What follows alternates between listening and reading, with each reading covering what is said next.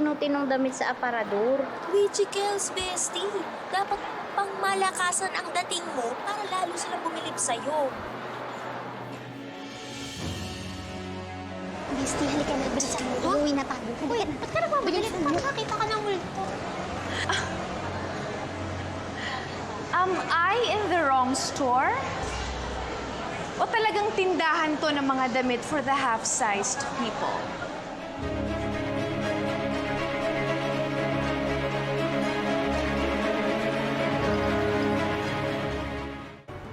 Hera, please, wag kang magsimula. Grabe. Anday mo na sigurong minus points sa langit, Dylan. And you really have the guts na mag-shopping and pretend like there's nothing wrong after mong utuin yung korte para mapalaya yung nanay-nanayan mong kriminal. You know what, babe? You should be scared. Kasi there's a murderer running loose on the streets. Courtesy of Attorney Lillette. Tama na yan. Tama na yan. Buti wala kang eye bags, no? Kasi sigurado ako, hindi ka nakakatulog sa gabi. Lalo na alam mong naka-hit and run ka. Ay, kaya lang, may konsensya ka pa ba? O sadyang kasing itim at kasing kapal niyang mascara mo yung ugali mo? Kung meron mang dapat mag-ingat dito at matakot, kami yun. Kasi baka mamaya habang tumatawid kami sa kalsada, ay sagasaan at takbuhan mo rin kami. Watch your mouth. Oh, akala ko ba naman abuga siya yung tinapos mo?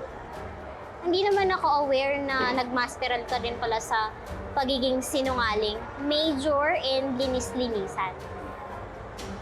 Alam mo, kahit bilhin mo pa lahat ng mga damit dito, hindi naman matatakpan yung totoong ugali mo, totoong kulay mo, na isa kang sinungaling at ikaw ang totoong kriminal.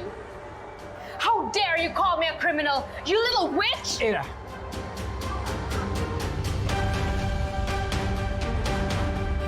Nasa public place tayo. Huwag kayo mag-skandalo, okay?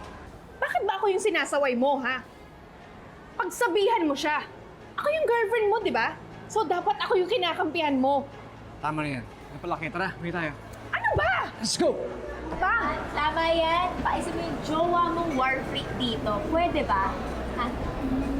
Pasensya na. Ba't ka pa nagsasorry sa babaeng yan? Baka nakakalimutan mo. Napakalaki ng atraso niyan sa akin. She ruined my reputation! Kung ayaw mo madumisan yung pangalan mo, huwag kang gumawa ng masama.